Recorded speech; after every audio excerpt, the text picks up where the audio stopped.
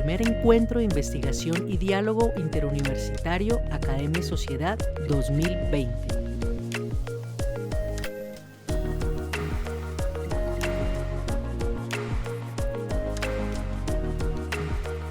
Muchas gracias, buenos días a todas y a todos. Damos comienzo como tal al conversatorio Tensiones y Convergencias entre Víctimas y Victimarios, Verdad y Justicia, en el marco del encuentro de investigación y diálogo interuniversitario Academia y Sociedad. En primer lugar, quisiera agradecer al Instituto Colombo-Alemán para la Paz, CAPAZ, y a la Universidad Nacional por hacer posibles estos espacios, y quisiera agradecerles también por la invitación a moderar este evento. En esta ocasión tenemos el gusto de contar con los siguientes invitados e invitadas para este conversatorio. Óscar Parra, magistrado de la Sala de Reconocimiento de Verdad, de Responsabilidad y de Determinación de los Hechos y Conductas de la Jurisdicción Especial para la Paz, JEP. Sandra Ramírez, senadora de la República por el partido Fuerza Alternativa Revolucionaria del Común, FARC, y designada como segunda vicepresidenta de la mesa directiva del Senado. Aldemar Bolaños, representante legal del Consejo Regional Indígena del Cauca, CRIC, para casos 02 y 05 de la Jurisdicción Especial para la Paz, JEP, y Juliet Vargas, colaboradora científica del Instituto Colombo-Alemán para la Paz, CAPAZ.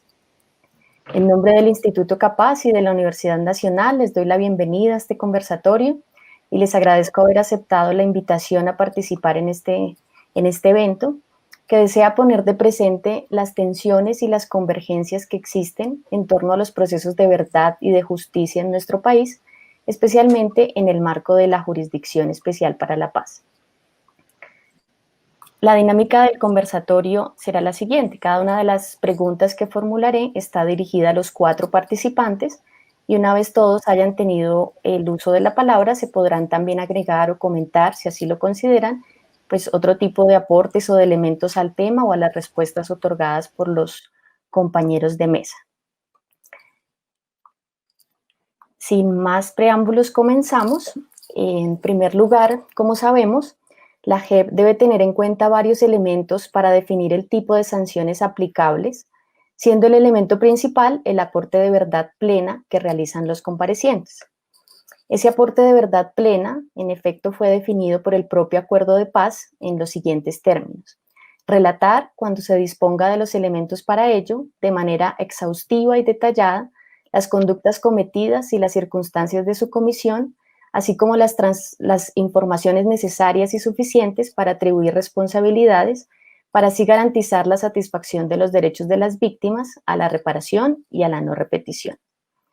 Teniendo en cuenta lo anterior, la primera pregunta que quisiera formularles es: ¿cuáles son los avances y cuáles son los desafíos que identifican en relación al reconocimiento y al aporte de verdad plena en la JEP? Si les parece, seguimos el orden que estaba planeado. El magistrado Óscar tiene la palabra. Muchas gracias. Primero que todo, quiero agradecer a la Universidad Nacional, a CAPAZ, a todas las instituciones y organizaciones que han impulsado este evento, al profesor Stefan Peters por la gentil invitación, y en aras del tiempo entro directamente en materia con las siguientes reflexiones. Yo quisiera tomarme unos minutos para explicar los grandes escenarios de discusión en torno a la justicia restaurativa en los procedimientos ante la Sala de Reconocimiento, porque es a partir de allí que puedo indicar algunas ideas centrales sobre la contribución a la verdad plena, pero también otros componentes restaurativos fundamentales en ese diálogo entre víctimas, comparecientes, victimarios, comunidad, sociedad.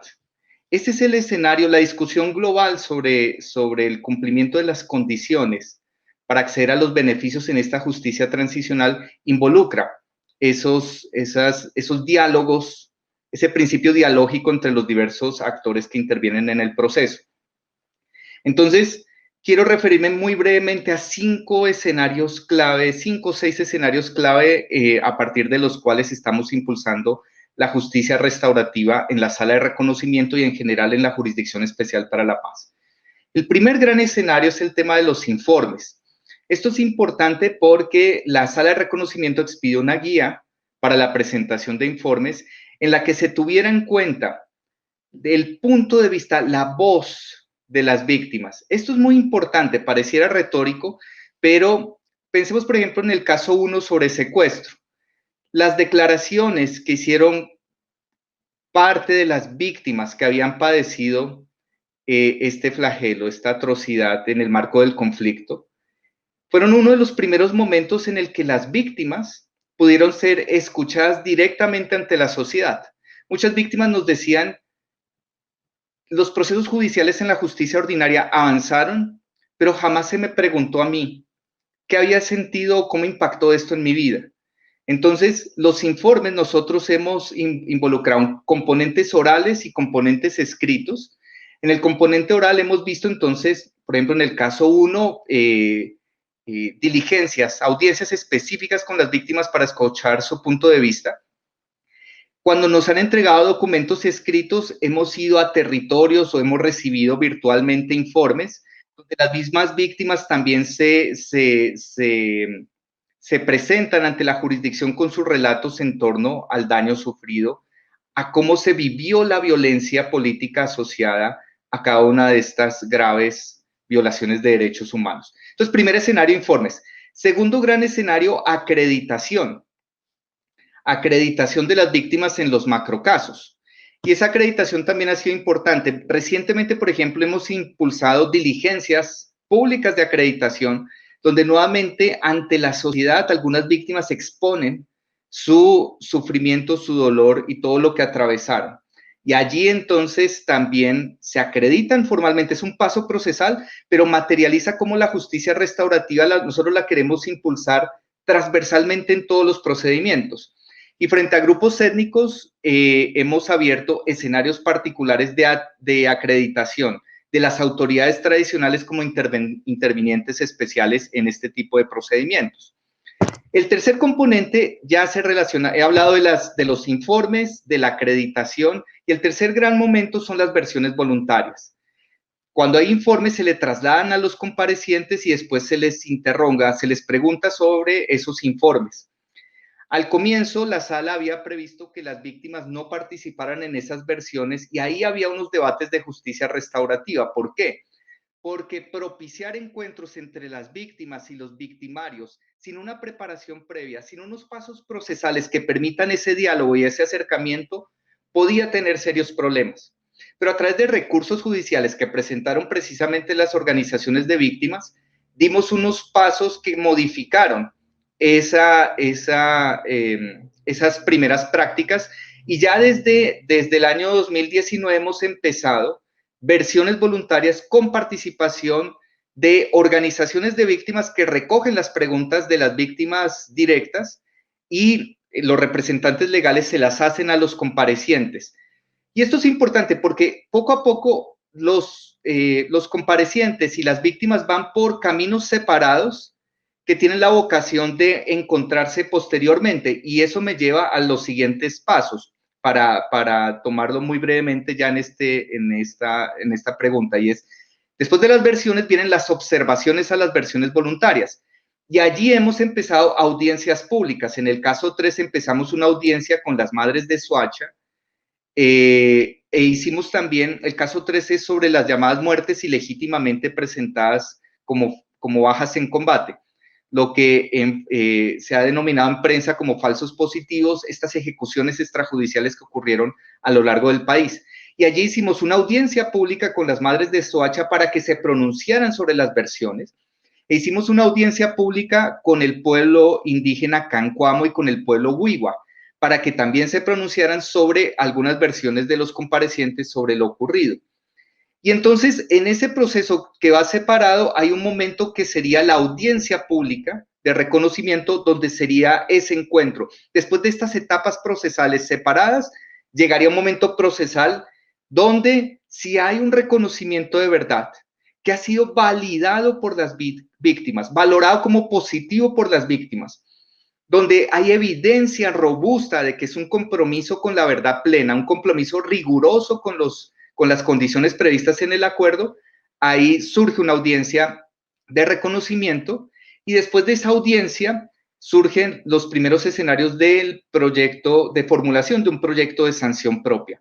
Entonces, me voy a referir a ese tema en otros momentos de las preguntas para contarles con más detalle cómo estamos impulsando ese análisis en torno a los proyectos de sanción propia y los lineamientos sobre trabajos, obras y actividades con contenido reparador y restaurador.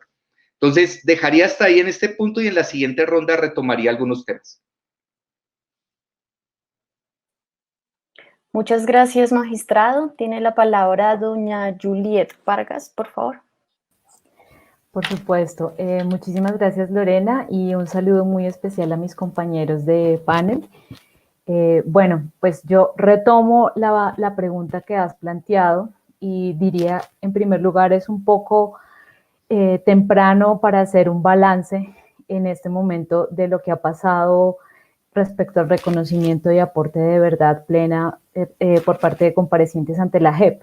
Hay unos avances muy importantes, especialmente en caso 1 y 3, aunque en los otros casos también ya han habido versiones voluntarias, pero me refiero a estos dos casos porque han sido más mediáticos y, digamos, los investigadores hemos tenido un poco más de acceso a lo que ha pasado allí. Entonces, sin ánimo de hacer un balance ya como definitorio o conclusivo, puedo ver que sí hay algunos avances como lo que hemos visto en los últimos días respecto al caso 01 y 07, y es la disposición que ha mostrado, han mostrado los excombatientes de la extinta guerrilla de las FARC a reconocer verdad e incluso respecto a casos que no estaban previstos dentro de los macrocasos. Creo que eso es muy importante para la sociedad como tal, para el país, tener esta información, esta verdad sobre esos casos. Eso me parece muy importante. Evaluar si los aportes corresponden a esto que tú mencionabas, que sean una verdad exhaustiva, plena, detallada. A eso me refiero, que estamos un poco pronto para saberlo, porque los aportes de verdad de los comparecientes pues deben contrastarse evidentemente con la verdad que han aportado las víctimas desde el informe, como lo menciona el magistrado Oscar Parra, pero también en las demandas de verdad y también en las observaciones, y falta ver qué pasa en esa audiencia pública de reconocimiento de verdad que todavía no ha tenido lugar como tal, ¿no? Entonces hay diferentes momentos para que esta verdad se vaya desplegando, se vaya desarrollando, y por eso todavía no sabemos a ciencia cierta cómo será el balance al final. Habrá que esperar un poco. No obstante, también en este momento me parece importante identificar que hay unos desafíos tremendos para la Jurisdicción Especial para la Paz a la hora de pedir estos aportes de verdad y de valorarlos. En primer lugar, bueno, o sea, el sometimiento es ante la JEP, en algunos casos es voluntario, en algunos casos es obligatorio, pero el deber jurídico de aportar verdad no es coactivo. Esto significa que no podemos obligar, o la jurisdicción no puede obligar a los comparecientes a aportar determinada verdad. Y esto se hizo evidente en un caso muy mediático, una, comparecencia muy mediática, que fue la del general Mario Montoya, en la cual pues, se supo que el general retirado hizo uso de su derecho a permanecer en silencio. Esto además nos lleva a recordar que a pesar de que prima una justicia restaurativa o un enfoque restaurativo en la sala de reconocimiento de verdad y responsabilidad, se mantienen ciertas garantías del debido proceso, como el derecho a no autoincriminación o la presunción de inocencia, ¿no? Entonces, esto puede generar dilemas. Obviamente, la versión voluntaria no es el único escenario de aportes de verdad, y pues se deben mantener las garantías, pero esto nos lleva a pensar que hay un dilema y es el problema de que no se pueden exigir aportes plenos desde el primer momento y que lo peor que le puede pasar a un compareciente que esté reacio a hacer aportes de verdad son las sanciones, las llamadas sanciones ordinarias, ¿no? Entonces, en ese orden de ideas, ahí hay un dilema, pero también digamos que hay una esperanza de que en otros escenarios se pueda ir desarrollando este aporte hasta llegar a ser exhaustivo y pleno. Y si no se hace, pues no habrá posibilidad de que el proceso se desarrolle en el marco de un enfoque restaurativo, sino que pasará a un enfoque más retributivo, es decir, habrá cárcel como tal. Entonces, pues por el momento creo que el balance es, hay muchas oportunidades, ha habido muestra digamos, de disposición para hacer aportes de verdad plena, y esto, el ejemplo que les mencioné al principio de lo que ha pasado con excombatientes de las FARC respecto a magnicidios, como el de Álvaro Gómez, etcétera, es un ejemplo de ello. No obstante, también hay dilemas, ¿no? Y finalmente, aparte de esos dilemas que ya mencioné respecto pues, al derecho a guardar silencio, al derecho de no autoincriminación, etcétera, cierro mi intervención para señalar que en todo caso la JEP debe ser muy rigurosa para evaluar estos aportes de verdad y pues para ello es importantísima la labor de contrastación con base en los informes de las víctimas, informe de fiscalía u otras instituciones del Estado y también con respecto pues a la labor de la UIA a nivel probatorio. Muchas gracias. Muchas gracias, Juliet. Tiene la palabra don Aldemar Bolaños, por favor. Muy buenos días a todos los asistentes al panel, también a la audiencia que nos está siguiendo. Primero hacer una clarificación frente a la presentación. Yo soy indígena del pueblo Coconuco. Actualmente estoy encargado de la coordinación del equipo de representación judicial a víctimas del CRIC y ejerzo la representación en el caso 5.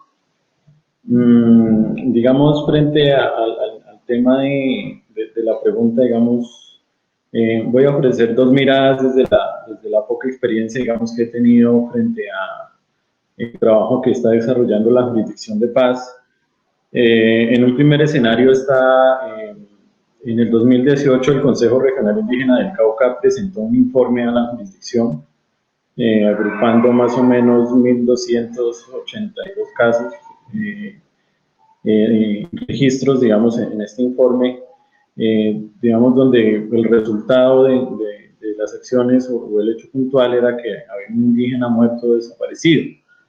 Digamos, este fue un esfuerzo que se hizo desde el CRIC y, digamos, asignar una responsabilidad a un equipo técnico y político muy pequeño que, digamos, tenía unas expectativas muy altas, digamos, cuando uno revisaba la guía de la presentación de los informes y ya ponerse, digamos, manos a la obra de realizar, digamos, este tema de sistematización de los registros, una posible documentación de los mismos, análisis estadístico, presentación, digamos, del contexto cultural, político y social de lo que en su momento pues se dio, teniendo en cuenta pues, los criterios que tiene la JEP, pues, que es el tema de los hechos hasta el 1 de diciembre de 2016, y también la construcción de unas tipologías propias que, digamos, mostraran esas afectaciones culturales a los pueblos indígenas en el departamento del Cauca.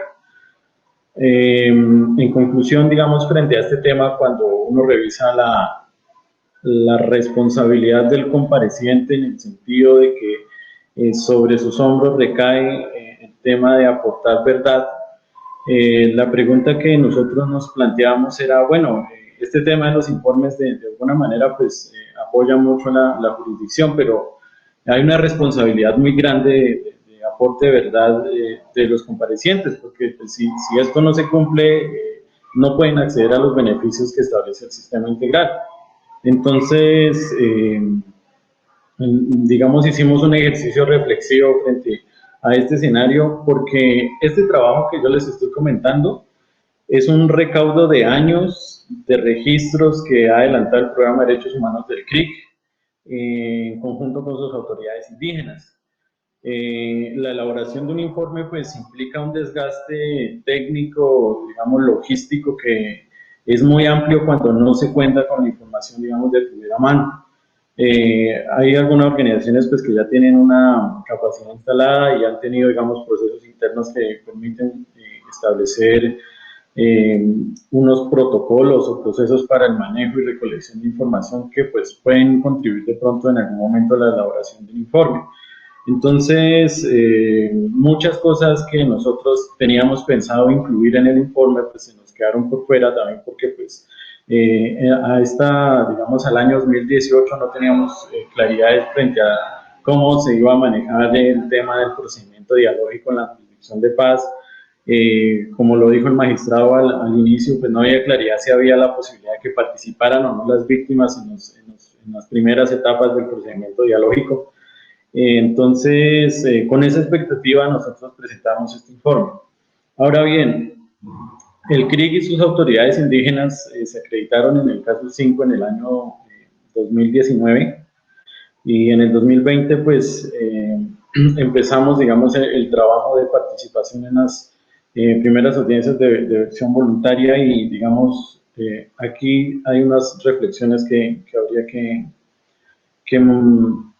hacer frente a este tema del aporte de verdad. Primero, pues que en sí tenemos una convicción que esta es una responsabilidad del compareciente, que, digamos, establece un compromiso para poder acceder al tratamiento penal especial que estableció el acuerdo final y que de alguna manera pues ya desarrollan sus procedimientos la jurisdicción de paz. Pero en sí hay una expectativa, digamos, frente a las víctimas de entender por qué ocurrían, digamos, cierto tipo de hechos frente a unas posiciones en su momento políticas o culturales que se dieron, especialmente, pues lo hablo acá en el departamento del Cauca.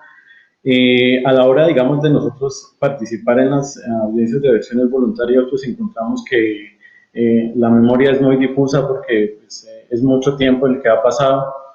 Creo que hace falta preparación en los comparecientes para que puedan llegar también con claridades sobre qué es lo que tienen que manifestar o cómo lo pueden organizar en el momento de llegar a la versión voluntaria. He tenido la oportunidad de plantear preguntas, conversar con algunos de ellos en estas audiencias por parte de la representación de las autoridades indígenas de acá del norte del Cauca. Y pues encontramos, digamos, que tanto de parte del compareciente y como también de las víctimas, hay unas expectativas que, digamos, a la hora de ser prácticos en la praxis judicial, nosotros pues encontramos que hace falta, digamos, un esfuerzo previo antes de llegar a esta etapa para poder hablar de una verdad plena y exhaustiva. Entonces creo que esto es un proceso en construcción. Nosotros tenemos toda la disponibilidad, digamos, de apoyar, pero tocar temas sensibles para las autoridades indígenas, para las víctimas, para nosotros pues ha sido un poquito complejo. También, digamos, como pues, lo manifiesta el nombre del título del conversatorio, hay una controversia frente al tema del contexto actual, que pues hemos notado que en algunos de los comparecientes pues presiona un poco para poder ellos no manifestar cierto tipo de datos o información que nosotros pues acá tenemos muy claro y que en su momento pues hemos dejado las constancias para que pues la jurisdicción tome sus decisiones referente al cumplimiento del compromiso que tiene el compareciente de aportar la verdad plena. Entonces, la expectativa de nosotros es que esta verdad llegue, digamos, a un punto de establecer primero una reivindicación de los derechos de las autoridades indígenas lo hablo por el caso 5 y por los demás casos donde nosotros estamos participando, pero también por establecer responsabilidad penal frente a estas personas, y que pues de esto pues en consecuencia estaría la reparación, y pues eso es lo que inicialmente pues les podría comentar frente a la pregunta que pues, nos planteó la moderadora. Gracias, Aldemar, por su participación. Yo quisiera continuar teniendo en cuenta, por supuesto, esos avances identificados como la presentación de los informes, la acreditación de calidad de víctimas o las versiones voluntarias, así como los desafíos de que no se puede pedir ese aporte de verdad desde el comienzo, como lo resaltaba Juliet, o esa memoria difusa que quizás también se puede presentar en algunos casos. Teniendo en cuenta estos avances y desafíos del aporte de verdad plena en la JEP, quisiera poner a dialogar esto con el rol de las víctimas de los delitos, que de alguna manera pues todos han nombrado. Y para eso quisiera traer a colación lo siguiente. Dentro de los trabajos que realizó la Comisión para la Verdad y la Reconciliación que tuvo lugar en Sudáfrica, se identificaron varios tipos de verdades. Una verdad fáctica, una verdad personal, una verdad social y una verdad restauradora. Una verdad fáctica, que es la que puede comprobarse mediante la obtención de evidencia. Una verdad personal, que es la que se basa en el relato de las víctimas y de los victimarios. Una verdad social, que es la que logra establecerse de alguna manera como resultado del debate y la discusión participativa. Y aquí está el punto, digamos, una verdad restauradora, que es la que tiene en cuenta a las víctimas y la que va acompañada del reconocimiento público y de la aceptación de responsabilidades. Y la pregunta en este sentido que quisiera formularles a los participantes está dividida en dos partes. Y es, en primer lugar, ¿hasta qué punto consideran que el aporte de verdad plena, exhaustiva y detallada que se está dando en la JEP corresponde a una verdad restauradora? Es decir, a esa verdad que tiene en cuenta las víctimas principalmente. Y conectado con lo anterior, ¿cuál consideran que debería ser el rol de las víctimas precisamente en esa valoración o en la evaluación de los aportes de verdad plena, exhaustiva y detallada por parte de los comparecientes? Y antes de darles la palabra, quisiera solo aclarar que la senadora Sandra Ramírez está como teniendo algunos inconvenientes para conectarse, pero en cuanto pueda, pues le daremos paso y será totalmente bienvenida. Así que bueno, los escucho, no sé si quieren seguir el mismo orden o cambiamos el mismo. Ok, magistrado Oscar, Yo podría tranquilo, adelante. las ideas iniciales en el siguiente sentido. Yo quisiera, dentro de este camino que describí sobre los informes, acreditación, versiones, observaciones a versiones, audiencia pública y proyecto de sanción propia, esos 6 grandes componentes, hay unos temas que me parece fundamentales para la pregunta sobre la verdad restauradora. Y entonces uno de esos temas es el daño. El daño genera muchas preguntas porque, como sabemos, en el ámbito del sistema integral se prevé que la JEP no va a ser una indemnización económica, pero la reconstrucción del daño tiene la caracterización del daño, de los daños individuales, colectivos, familiares, los daños comunitarios, tiene un especial valor para la Jurisdicción Especial para la Paz y para entender las dimensiones de la violencia que se están analizando en los diversos macrocasos. Y en este punto, entonces, quiero resaltar lo siguiente. Lo que hemos impulsado en las versiones voluntarias es una confluencia de las 4 verdades que se han mencionado en la pregunta: la verdad fáctica, la verdad personal, la verdad social y la verdad restauradora. ¿Por qué? ¿Por qué afirmo eso? En primer lugar, porque tomando los informes y la información que nos ha referenciado las víctimas, nosotros preguntamos por hechos puntuales. Ahora, la JEP no se concentra o tiene un especial énfasis en el análisis de patrones de macrocriminalidad, es decir, en no tomar los hechos individualmente considerados y en forma aislada, sino de conectar esos hechos entre sí para tratar de mirar cuáles eran los patrones, las políticas, las prácticas, los modus operandi que explican el tipo de violencia que ocurrió. En ese sentido, es un planteamiento que es diferente al de la justicia ordinaria, pero para armar patrones, para saber si hubo o no patrones, si hubo o no políticas y si hubo o no prácticas, tenemos que partir de algunos hechos, ponerlos a dialogar entre sí y posteriormente se pasa a una valoración más global, más estructural. Entonces, en ese análisis estructural y más global, el rol de cada persona también es importante. Es decir, la violencia ocurrida en Colombia no fue una violencia dinámica y estática, y nosotros hemos tenido muy en cuenta el enfoque territorial, es decir, tener en cuenta la dinámica específica del conflicto en los territorios donde estaban ocurriendo estos hechos. Y por eso en el caso 3 sobre las ejecuciones extrajudiciales, nosotros territorializamos el caso. Es decir, determinamos que había 6 territorios críticos donde la cantidad de información que teníamos nos demostraba que fueron epicentros de la práctica, pero estamos documentando cómo, si bien había conexiones y muchos elementos comunes, no fue lo mismo la práctica de las ejecuciones en Antioquia que en la costa Caribe, que en el Casanare, que en el Huila o que en el Meta. Y entonces, ahí se cruzan entonces testimonios de lo que individualmente le pasaba a una persona, pero también lo que estaba pasando colectivamente en esos territorios, en la dinámica particular del conflicto en esos territorios, en esas zonas que he mencionado. Y por eso, entonces, cuando ya las víctimas se van a pronunciar sobre lo que han dicho los comparecientes en las versiones, nuevamente surgen esos contextos de lo que estaba pasando en determinada zona. Como, por ejemplo, algunas comunidades fueron estigmatizadas y a partir de esa estigmatización, entonces, se construyó las explicaciones y justificaciones que en esos momentos se dieron para los ataques que recibieron ciertas comunidades. Por eso, entonces, yo considero que al involucrar verdades fácticas, verdades personales, y en esto se me olvidaba mencionar esto, hablo más que todo de la experiencia en el caso 3 sobre las ejecuciones extrajudiciales, en el cual es el caso en el que yo soy relator.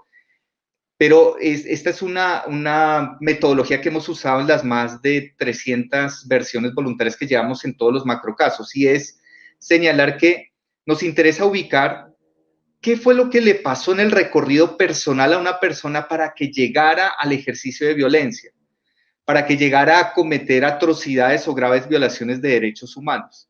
¿Qué fue lo que lo condujo a eso? Para nosotros es absolutamente relevante esa información, porque eso es también lo que permite que esa persona sea situada por el otro, tanto por el juez como por las víctimas, respecto a su involucramiento en la guerra, respecto a las razones que los llevaron. Entonces, por ejemplo, en el caso 3, una pregunta central es ¿cuándo fue la primera vez que se involucró en un hecho así las personas que han ido reconociendo su involucramiento en este tipo de hechos?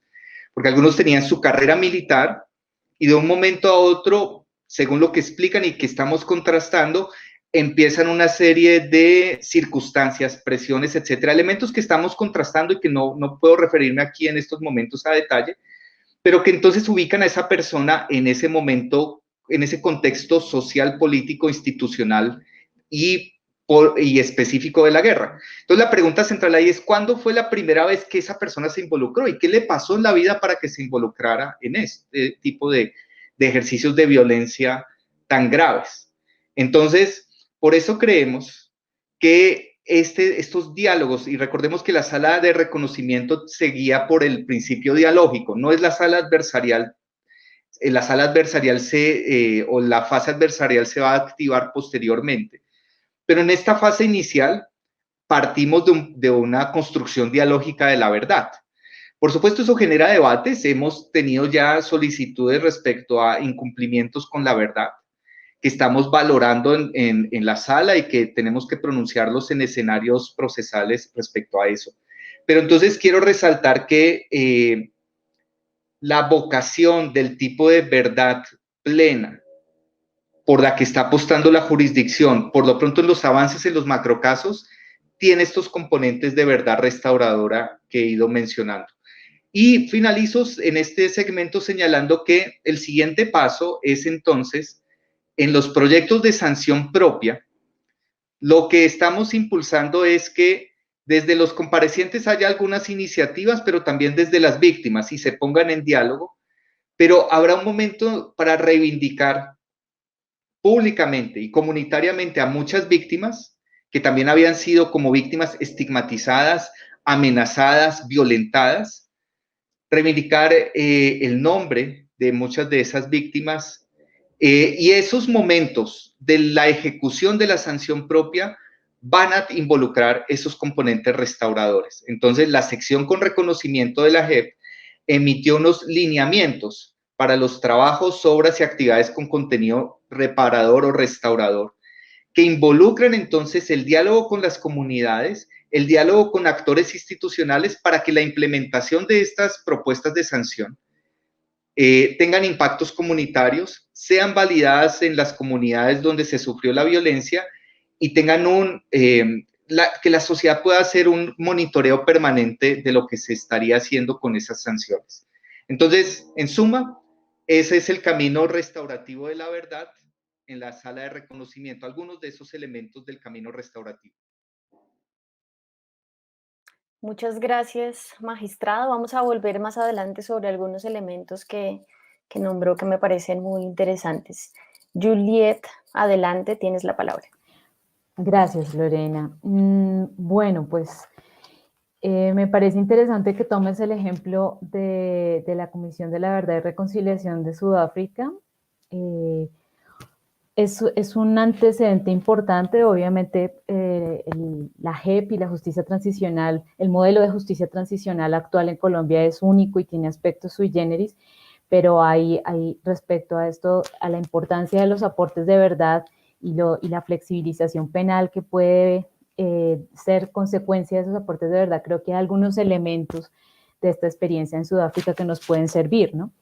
Entonces, bueno, ya como enfocándome más bien en tu pregunta y retomando un poco la respuesta del magistrado Oscar, yo pienso que sí, o sea, en la JEP hay herramientas y en el marco jurídico hay, digamos, ventanas para que pueda haber una verdad fáctica, digamos, va a ser más evidente cuando se trate de el procedimiento, del procedimiento en ausencia de reconocimiento de verdad y responsabilidad.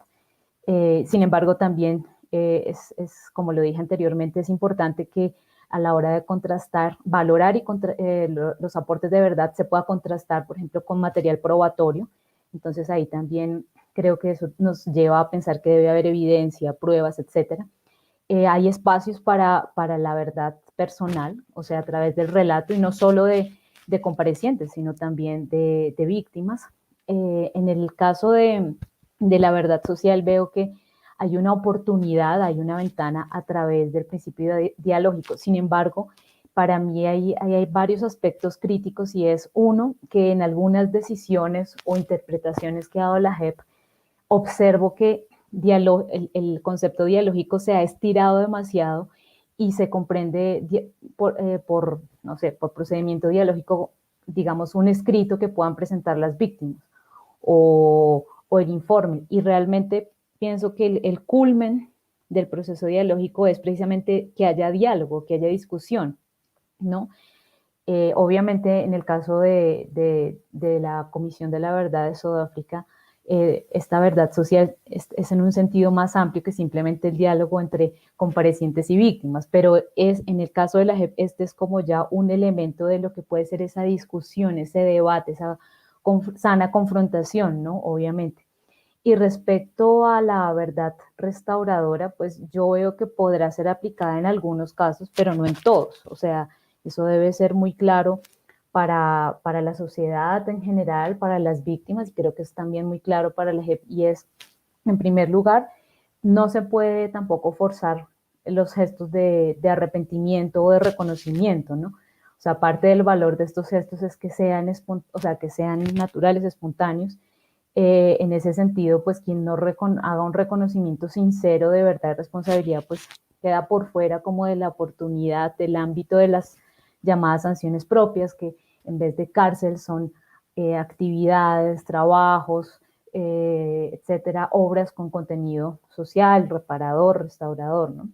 Entonces, sí veo una oportunidad para esta verdad restauradora, pero veo también un riesgo, y es que se instrumentalicen los beneficios penales para que cualquier expresión de arrepentimiento entonces ya deba ser tomada como parte de lo que se espera dentro de esa dimensión restauradora, ¿no? Entonces yo por eso vuelvo y repito que es, y creo que lo está haciendo la JEP hasta el momento, pero es importante que haya una valoración estricta, pues muy detallada de cuáles son los aportes de verdad y cuáles son esos gestos, o sea, no es solamente decir sí, reconozco mi responsabilidad y ya. Y esto lo digo también un poco con base en las críticas que surgen de la experiencia de Sudáfrica, ¿no? O sea, hay muchos estudios que demuestran que muchas víctimas quedaron insatisfechas porque pues parecía un ejercicio más formal que de fondo, esto de los aportes de verdad de responsables y los gestos pues, de arrepentimiento, de reconocimiento público, etcétera. Entonces, me puedo imaginar que en el escenario de la JEP habrá oportunidad para esta verdad restauradora, pero no en todos los casos. Eso es algo que no se puede forzar y en ningún caso, eso sí me parece pues que tal vez sobre aclararlo, pero igual lo digo, lo que no se podría forzar en ningún caso es el perdón. O sea, el perdón es un proceso personal propio de las víctimas y pues si bien la JEP puede propiciar espacios, escenarios para ello, esto no se puede forzar y es algo muy, muy delicado, ¿no? Entonces, eso, digamos, como que esas son las reflexiones que me surgen a través de tu pregunta. Y finalmente, dejo también como una inquietud y una crítica, y es con respecto a algo que mencionaba el magistrado Oscar, y es el principio dialógico, que es el principio, digamos, que rige o regiría por excelencia los procedimientos ante la sala de reconocimiento de verdad y responsabilidad, y es, bueno, en parte retomo lo que ya dije, y es, o sea, lo dialógico, a pesar de que es difusa aún su definición, nos indica que necesariamente debe haber una oportunidad de interacción, de diálogo y de discusión. Y segundo, ante la masividad de víctimas, por ejemplo, retomemos solamente el caso 5, en el cual Aldemar, por ejemplo, está allí activamente pues con el CRIC, hay más de 130.000 víctimas acreditadas, entonces también surge la inquietud de cómo mantener la esencia del principio dialógico cuando hay tanta masividad de víctimas y bueno, pues o sea, eso es uno de los desafíos. No sé si la JEP la tiene, pero creo que tenemos que ser realistas, eso sí, como respecto a las expectativas que se generan cuando se habla de principio dialógico, justicia restaurativa, porque hay pues unas limitantes en las capacidades, hay unas realidades que pueden desbordar también las posibilidades, ¿no? Lo dejo ahí por ahora. Mil gracias, Juliet. ¿Tienes la palabra Aldemar, por favor? Listo. Frente a este tema de la verdad, pues creo que he tenido un poquito de experiencia frente a algunos procedimientos que he acompañado en el marco de la jurisdicción indígena. Creo que este tema del principio dialógico lo hemos venido desarrollando desde hace mucho tiempo, desde el desarrollo cultural que nosotros tenemos.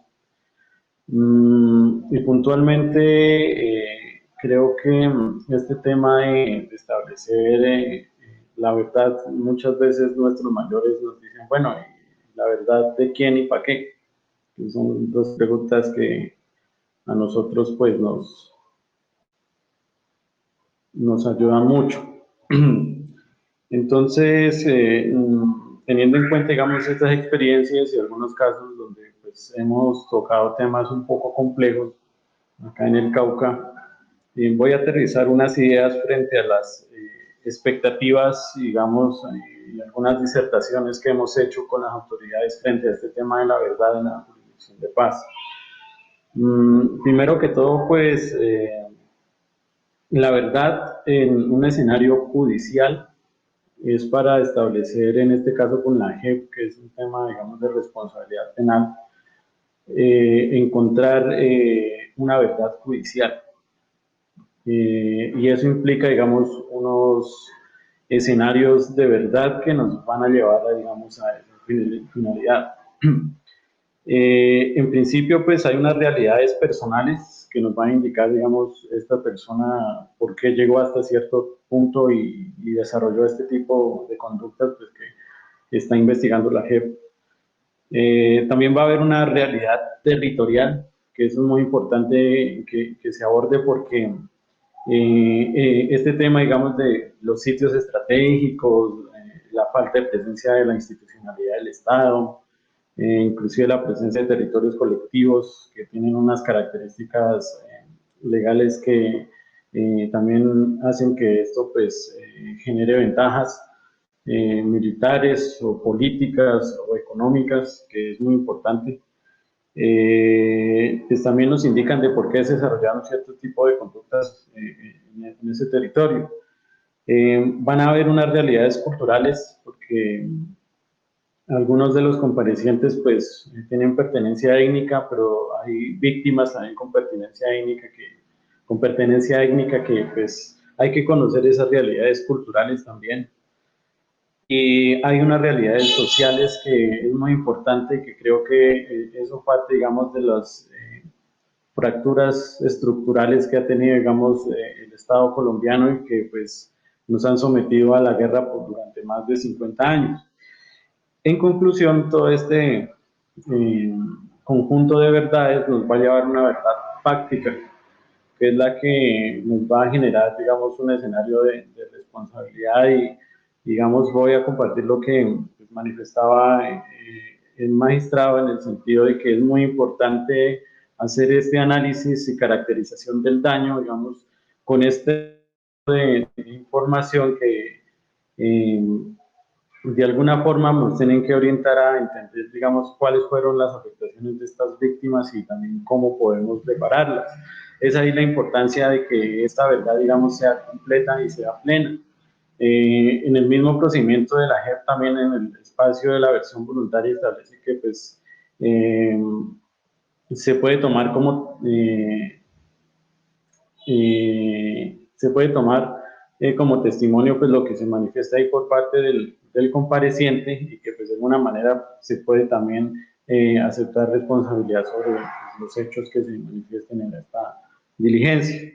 Esas son como las disertaciones pues, que nosotros hemos tenido, pero también hay una verdad que es muy importante mencionarla aquí, que es una verdad política que también en el escenario territorial y social, estas actuaciones también en su momento pues tuvieron una orientación política clara y que pues de alguna forma es muy importante que la JEP también lo esclarezca porque por ejemplo para las autoridades del norte del Cauca hubo un gobierno en el cual se mencionaba pues que nosotros hacíamos parte de la estructura de entonces la guerrilla de las FARC y esa posición política digamos no era de esa manera y que de alguna manera pues es una de las verdades nuestras que en sí van a generar una reparación plena a la lucha histórica y cultural pues que nosotros hemos planteado. Muchas gracias, Aldemar, y muchas gracias a todos por las intervenciones. Yo creo que personalmente me parece sumamente positivo el reconocer todas estas verdades, ¿no? El que la JEP y que todos en este encuentro reconozcamos la existencia de todas las verdades que yo les ponía de presente, la verdad fáctica, personal, social y restauradora, y me parece muy importante los aportes de verdades de Aldemar, esa verdad territorial, verdad cultural y verdad política, que también son totalmente necesarias. Yo creo que para continuar y antes de dar paso a algunas preguntas que nos puede realizar el público, algo que se ha dicho en diferentes momentos del conversatorio es que definitivamente uno de los paradigmas orientadores de la JEP es la justicia restaurativa. y que atendiendo a ese paradigma, la JEP debe procurar la creación de espacios de participación durante el proceso judicial que permitan el encuentro entre víctimas y victimarios, y en su caso la comunidad, evitando que se perpetúen las relaciones de asimetría entre unos y otros causadas por el conflicto. Yo quisiera hacerles una pregunta también dividida como en dos. En primer lugar, ¿qué medidas se podrían tomar para evitar dos situaciones que yo creo que son no deseables en estos escenarios de encuentro? Por un lado, la revictimización de las víctimas y por otro lado, la estigmatización de los comparecientes. ¿Qué medidas se pueden tomar para evitar estas dos situaciones? Y la segunda parte de la pregunta, digamos conectado con la anterior, es si estos encuentros, que en principio debe buscar la JEP, debe procurar la JEP entre víctimas y victimarios, hasta qué punto aportan al proceso de reconciliación del país o por el contrario aportan al nivel de polarización que vive nuestro país. Esas serían las preguntas que quisiera formularles. Tiene la palabra el magistrado Oscar, por favor.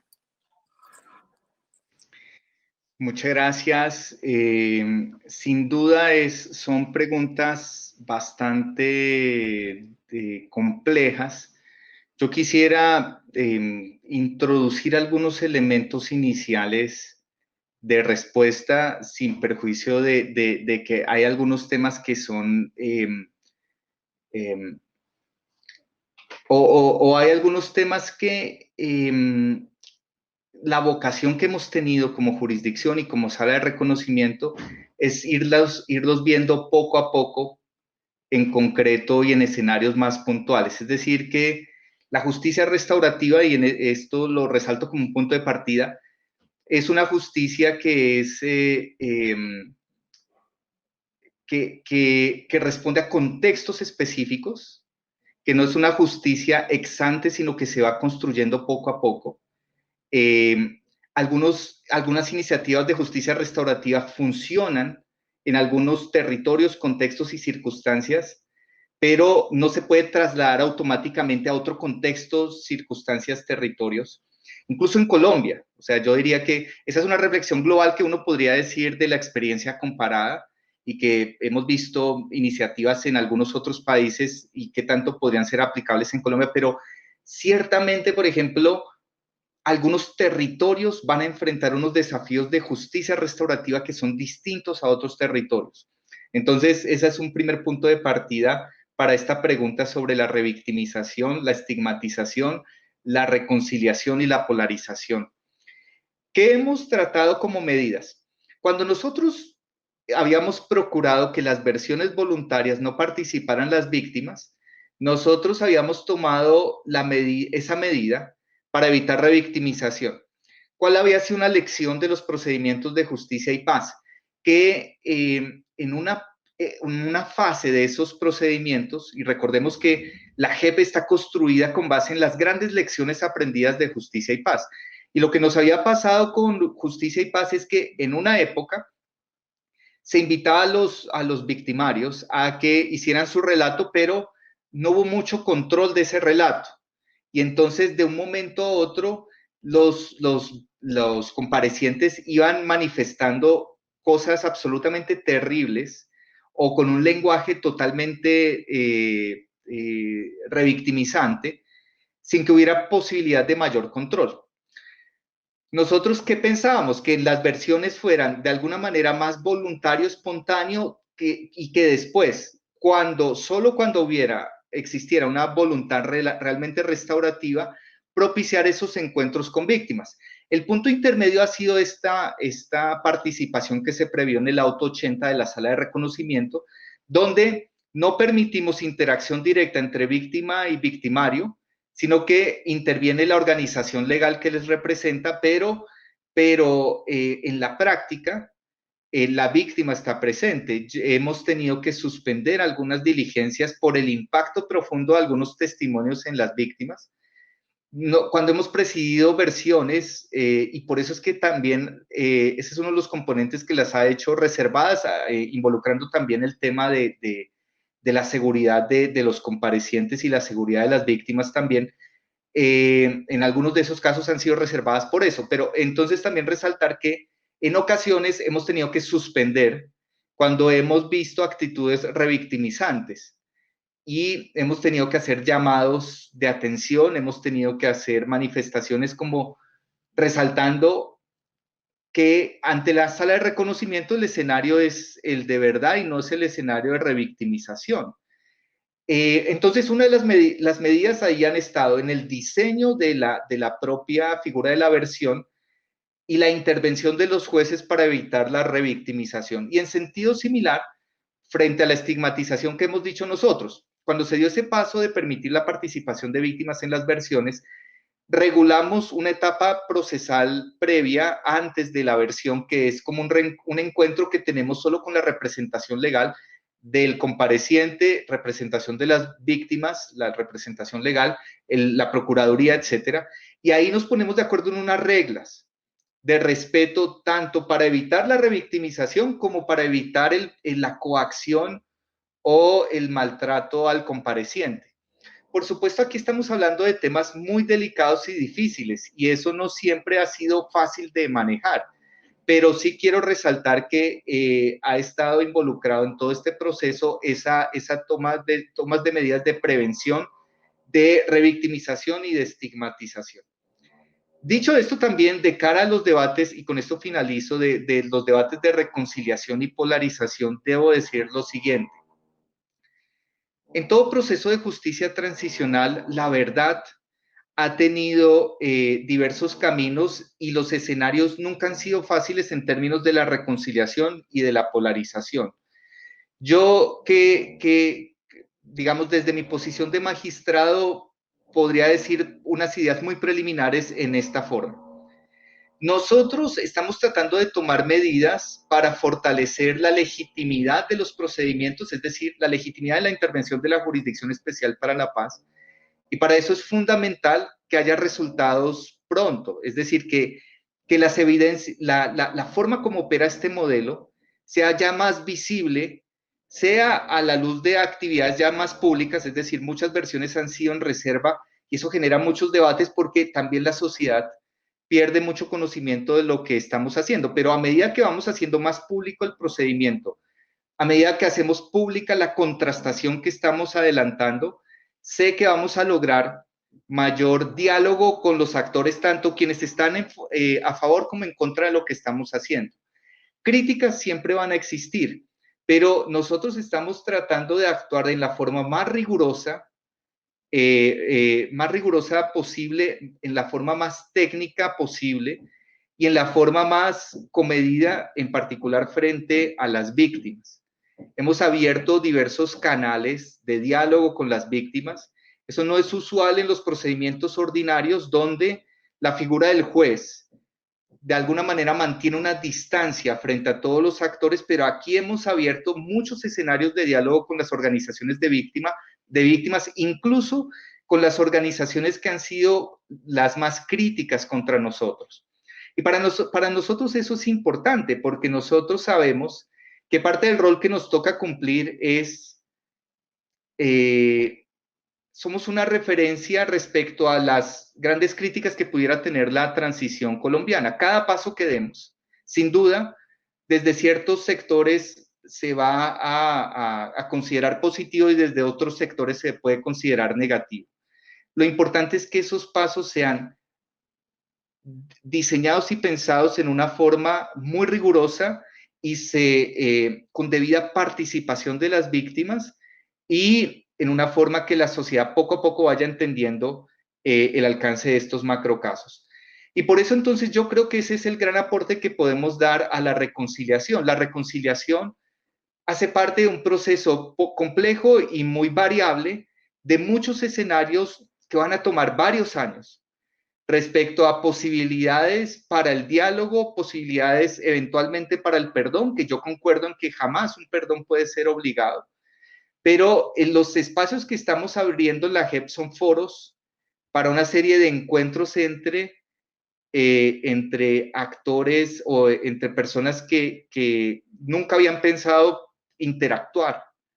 Ese es un escenario que es en ese sentido nuevo y que rompe con las tensiones que se vivían en la justicia ordinaria. En la justicia ordinaria, dado que el objetivo era, de alguna manera, demostrar la inocencia de las personas o demostrar que era falso lo que planteaban las víctimas, muchas audiencias en la justicia ordinaria fueron totalmente revictimizantes, involucrando diversos niveles de amenazas o coacción. Sanar eso tomará tiempo, pero ya lo estamos viendo en algunas versiones donde el camino de la verdad está acercando a víctimas y victimarios que nunca pensaron poder interactuar, que eso no implica en estos momentos hablar de la figura del perdón, por ejemplo, pero sí permite pensar en escenarios de diálogo que se proyecten en esas audiencias que impulsaremos, en esos proyectos de sanción propia, y lo importante es seguir avanzando en un camino que es complejo y es difícil, pero que es absolutamente necesario para la transición colombiana y diría incluso para el fortalecimiento de la democracia en nuestro país. Muchas gracias, magistrado. Juliet, tienes la palabra. Sí, Lorena, muchas gracias. Pues yo quiero, antes de abordar directamente la respuesta a la pregunta, aclarar algo desde la perspectiva un poco como observadora y académica, y es hasta qué punto podemos hablar de justicia restaurativa con nombre propio, o sea, a plenitud en el modelo de justicia transicional que ofrece la JEP. O sea, yo diría que obviamente hay muchas discusiones y debates sobre el concepto de justicia restaurativa. Desde Howard Serr en adelante hay muchos diferentes autores que plantean diferentes posturas sobre si justicia restaurativa se debe enfocar en algo procesual o en un resultado, o puede ser cualquier gesto que trate de dignificar a las víctimas de nuevo. En fin, o sea, no voy a entrar a fondo en esa discusión en este momento, pero lo que sí quiero señalar es que hay varios autores,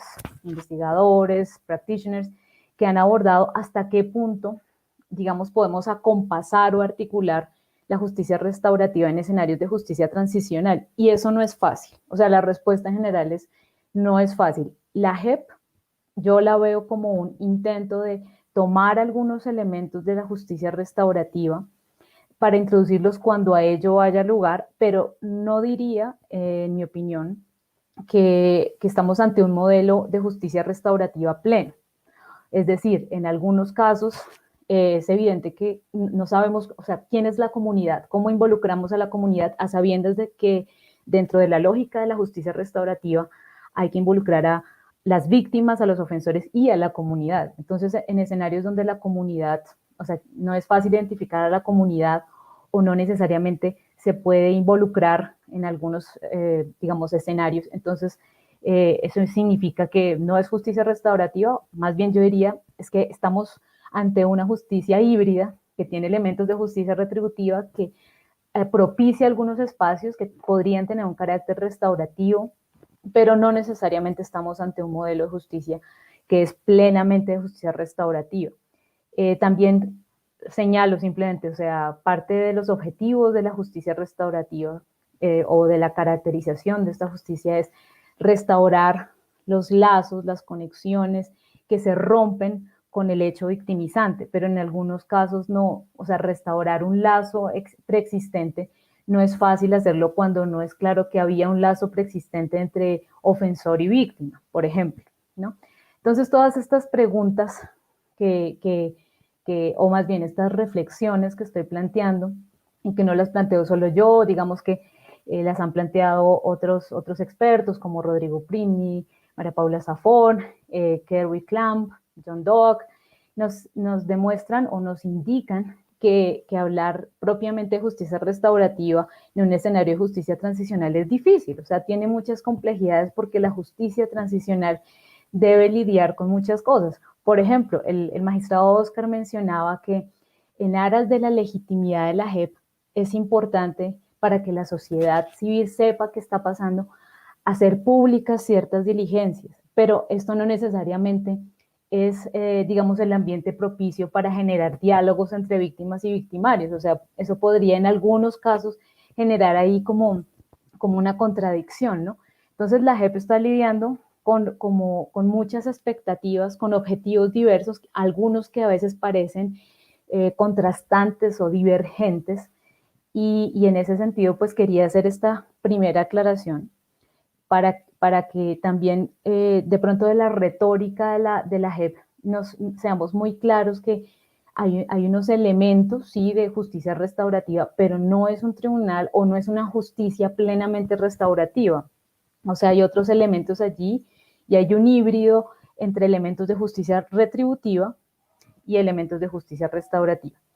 Luego ya pasando como a abordar directamente la pregunta que planteas, pienso que, digamos, la preparación y el antes y después de lo que son propiamente estos escenarios de encuentro o de interacción, así sea indirecta, entre víctimas y victimarios, son muy importantes. Yo creo que la preparación y el acompañamiento se refiere también a acompañamiento psicosocial antes de estos encuentros, son muy importantes para las víctimas, pero también para los comparecientes. O sea, primero explicar qué son esos espacios, ¿no? O sea, yo digamos, como académica, no tengo acceso directo y pleno a todas las versiones voluntarias, pero sí dentro de mi labor investigativa, al principio de las labores y de las versiones voluntarias, pude identificar que para muchos comparecientes no era claro para el objetivo de esta diligencia, ¿no? Y no era claro el carácter de esta diligencia. Y así mismo también desde la perspectiva de muchas víctimas esto ha ocurrido. Obviamente la JEP ha afinado su labor de preparación, creo que sí, pero debe afinarse un poco más, primero para informar debidamente y a tiempo, segundo, para preparar a las víctimas a nivel psicosocial, y en esa medida también, después de este tipo de diligencias, es importante que haya un acompañamiento psicosocial, y creo que eso es clave para esto, ¿no? Para evitar tanto la revictimización como la estigmatización. Ya Oscar nos hablaba de ciertas medidas que se han ido tomando para evitar que en esos escenarios las víctimas puedan escuchar verdades muy crudas o el negacionismo que puede llegar a ser también revictimizante, y eso es parte de la preparación. Sin embargo, cuanto el camino intermedio que las víctimas mismas han propiciado es que quieren tener una participación aún en estos escenarios iniciales de aportes de verdad, que serían las versiones voluntarias. Entonces, es importante la preparación y el acompañamiento psicosocial, y es importante el después.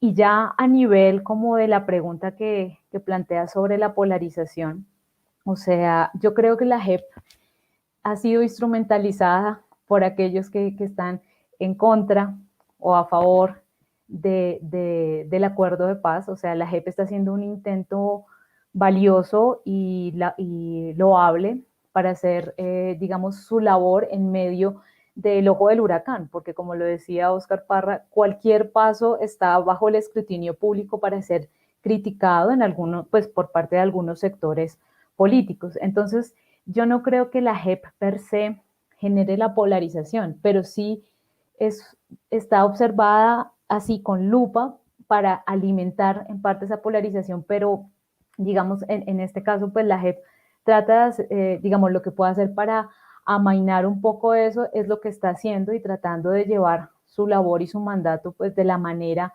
más objetiva posible, pero sí que veo que hay allí como unos riesgos de instrumentalización de la JEP, y por eso la labor respecto a cómo superar la polarización no corresponde solamente a la JEP, sino es, bueno, al sistema integral como un todo. Yo creo que eso es una labor de sistema, y también pues eso tiene que ver mucho con nosotros como sociedad civil, como academia, con la institucionalidad y digamos la postura de los gobiernos, ¿no? Entonces, creo que es una labor en la cual, en conclusión, la JEP puede aportar, pero no creo que esté en manos de la JEP solamente superar esta polarización. Muchas gracias, Juliet. Aldemar, tienes la palabra.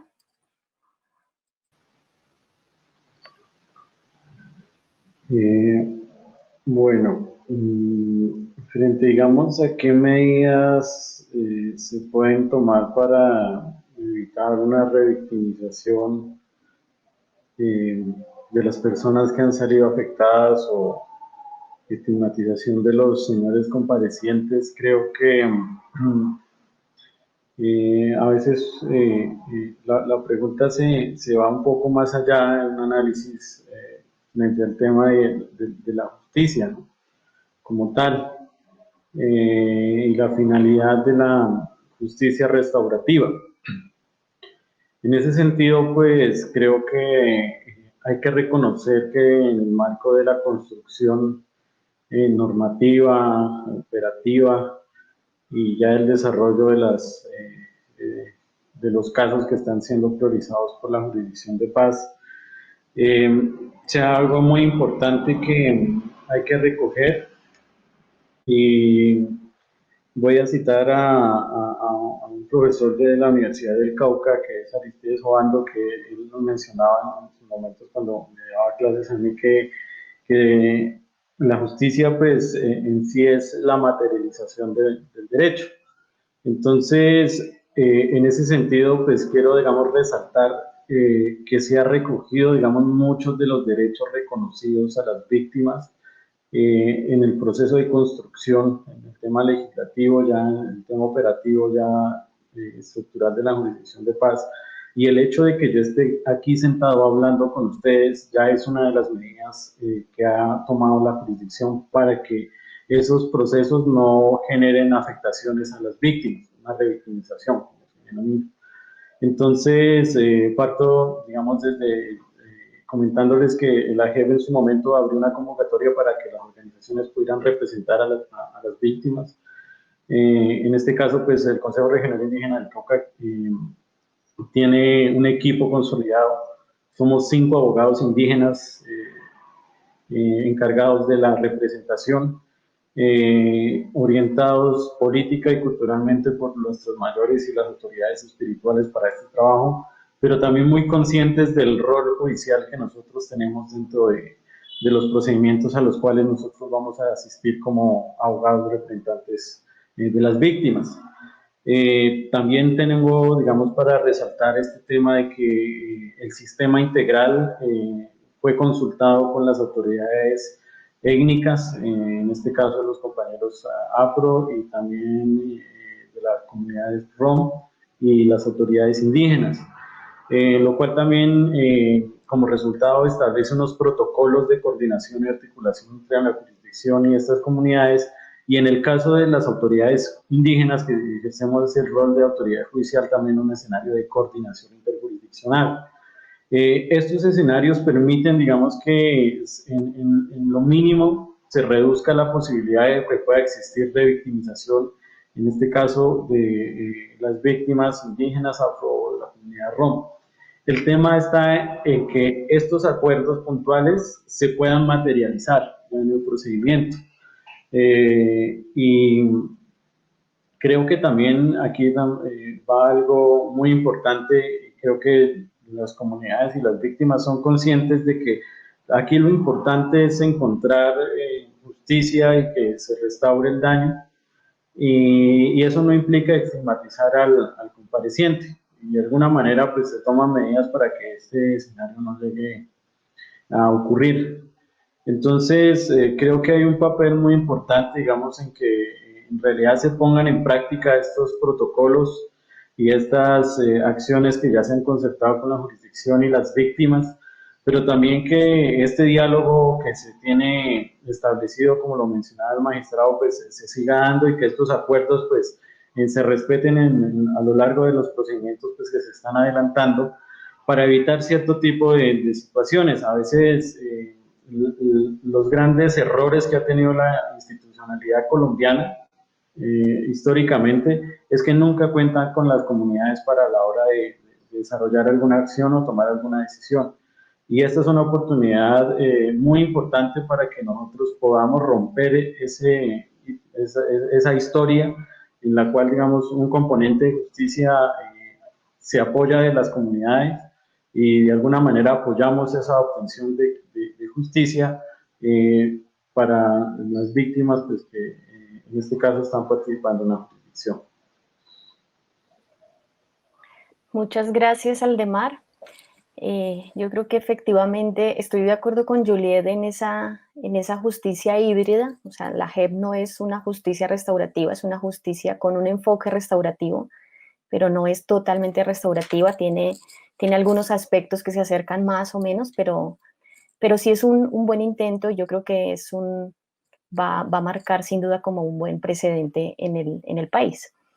Ya casi cerrando, hay una pregunta específicamente para Juliet, y es la siguiente. Tú hablaste en algún momento del caso de Sudáfrica a propósito de las falencias o limitaciones de su proceso para garantizar una justicia restaurativa. La pregunta es, ¿qué casos podrían citarse de procesos más eficaces al respecto? O sea, de ejemplos de otros países más eficaces al respecto. Bueno, yo creo que no hay un ejemplo de modelo de justicia restaurativa perfecta o de justicia transicional perfecta. O sea, partamos de esa premisa y creo que pues la JEP es un intento que recoge lecciones aprendidas de otros escenarios. O sea, no estoy, digamos, segura de cómo fueron las escogencias a la hora de diseñar la JEP, pero puedo percibir en el diseño de la misma que se tratan de corregir ciertas cosas que son recogidas en otros escenarios como lecciones aprendidas. Entonces, en ese orden de ideas, no puedo decir que haya un escenario que haya sido mejor como un todo. Yo incluso retomo una investigación del magistrado Oscar Parra en un libro en el que él menciona diferentes escenarios en los que él se ha aplicado justicia restaurativa, y el magistrado también, el otro autor es Camilo Sánchez, si no estoy mal. Ustedes analizan, por ejemplo, que hay otros escenarios muy interesantes como Irlanda del Norte, las Cortes de Gachacha, Uganda, etcétera. Y lo que puedo ver, lo que podemos ver, y también pues lo menciona el magistrado Oscar Parra, es pues hay, o sea, en todas hay críticas, en todos hay, digamos, momentos de crítica en que se descuidaron ciertos aspectos importantes. Entonces lo que uno puede hacer es más bien tomar esas críticas para tratar de evitarlo en experiencias posteriores. Yo quiero solamente ahorita resaltar, por ejemplo, que las Cortes de Gachacha tuvieron un carácter, digamos, mucho más comunitario, de una justicia más propia de los pueblos, pero también hubo allí ciertas arbitrariedades, ya haciendo el balance pues de lo que fue este ejercicio, este intento de justicia restaurativa. También hubo problemas porque no habían, digamos, no hubo parámetros claros de lo que nosotros llamaríamos garantías del debido proceso. Entonces, ahí hay contrastes. Algunos escenarios son muy inclinados hacia la justicia restaurativa comunitaria, otros como la JEP tiene elementos de justicia restaurativa, pero la institucionalidad sigue teniendo la batuta, y no podría uno decir cuál es mejor o peor, sino qué cosas se deben evitar, ¿sí?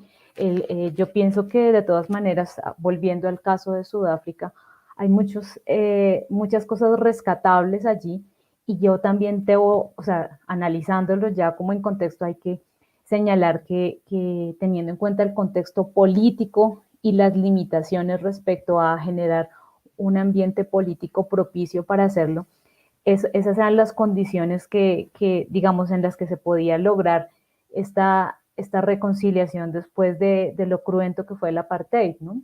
Entonces, uno puede encontrar muchas limitaciones allí y como lo señalaba, claro, hay muchas insatisfacciones por parte de las víctimas y hay algunos aspectos que se hubieran podido mejorar en ese contexto, pero hay otros que, pensando en un modelo perfecto, no hubieran sido posibles en el contexto político. Entonces, pues creo que no puedo responder a cabalidad esa pregunta. Lo que puedo decir es, todos los modelos que han intentado introducir algo de justicia restaurativa han tenido logros, pero también desaciertos.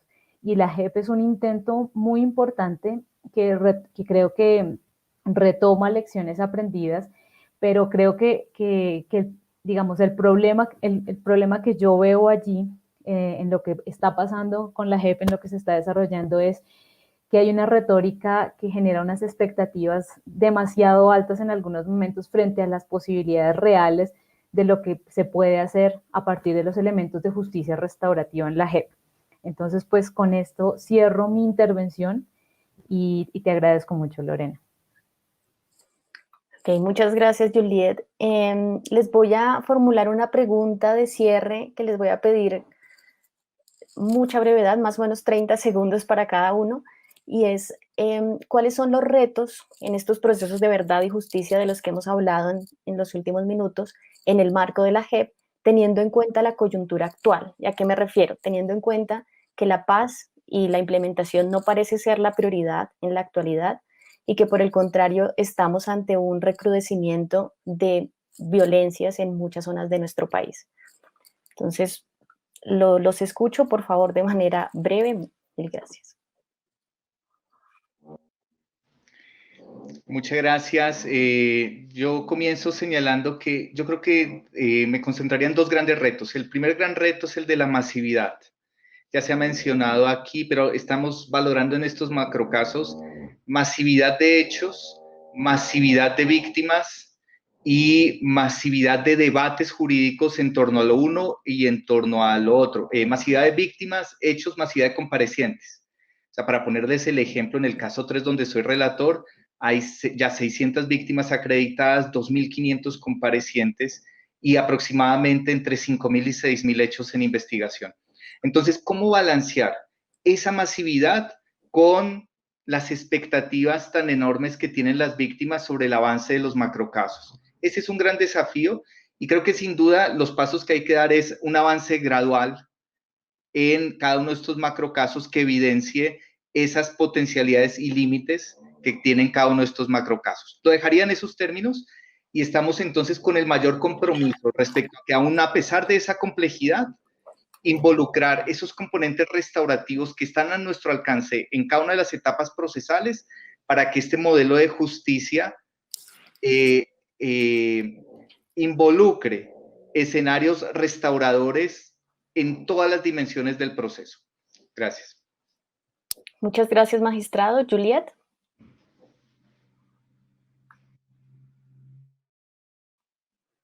No te estamos escuchando.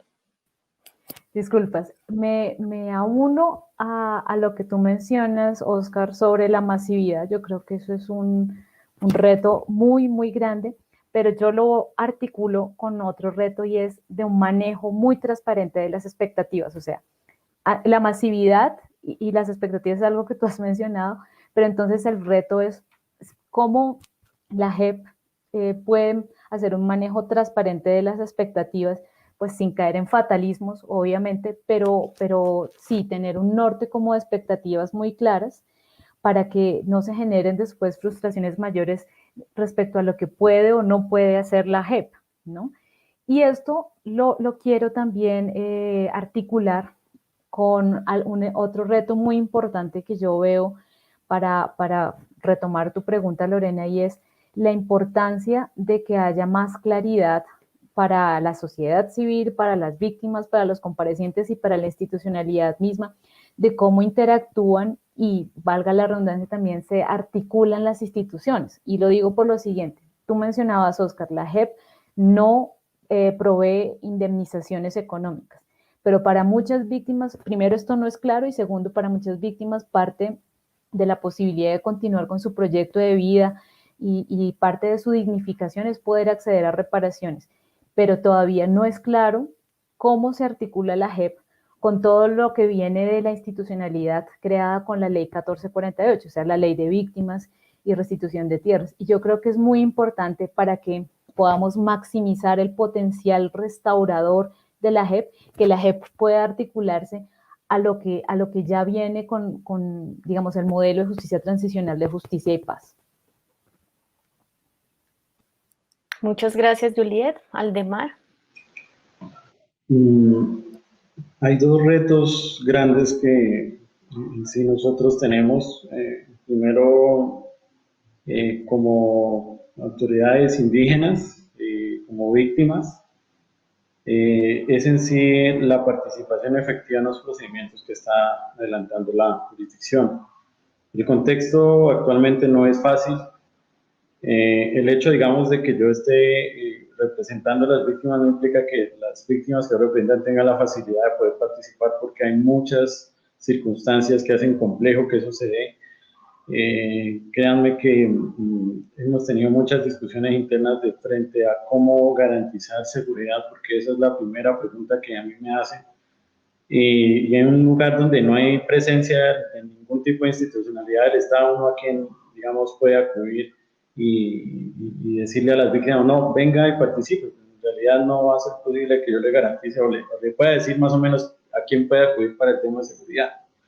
Entonces es uno de los retos grandes que nosotros tenemos desde acá como organización, como CRIC. Y el otro reto grande es mirar de alguna manera cómo se materializan las expectativas que tienen las víctimas frente a la jurisdicción de paz, porque si bien es cierto, es un poco complejo manejar el escenario de que no hay una reparación económica de cara a la participación, pero que digamos esto se puede articular con otros escenarios. Es muy complejo y eso implica un trabajo de pedagogía muy fuerte con las comunidades y con las víctimas puntualmente. Últimamente pues nos hemos enfrentado a este escenario y pues de alguna manera lo estamos manejando, pero créanme que el esfuerzo inclusive de los equipos de representación sea más fuerte frente a las comunidades que frente a la misma jurisdicción. Y en realidad es uno de los retos muy grandes que pues, nosotros estamos asumiendo. Y pues como dijo un mayor hace un momento, que ahorita me encuentro aquí en Santander de Quilichao, precisamente en una reunión con algunos de los mayores de acá, el riesgo existe y ya lo asumimos y de alguna manera tenemos que aprender a manejarlo y avanzar, porque eso es lo único que nos queda. Muchas gracias, Aldemar. Bueno, antes de darle la palabra a Pablo Castellanos para que cierre como tal la jornada, de esta manera damos por terminado nuestro conversatorio, tensiones y convergencias entre víctimas y victimarios, verdad y justicia. Les agradezco mucho a los invitados y a la invitada de este conversatorio por sus opiniones, sus reflexiones y disposición, así como a todas las personas que siguieron este evento por los diferentes medios y en diferentes lugares. Muchas gracias y hasta la próxima. Pablo, tienes el testigo. Profesora Lorena, gracias, y también a sus colegas.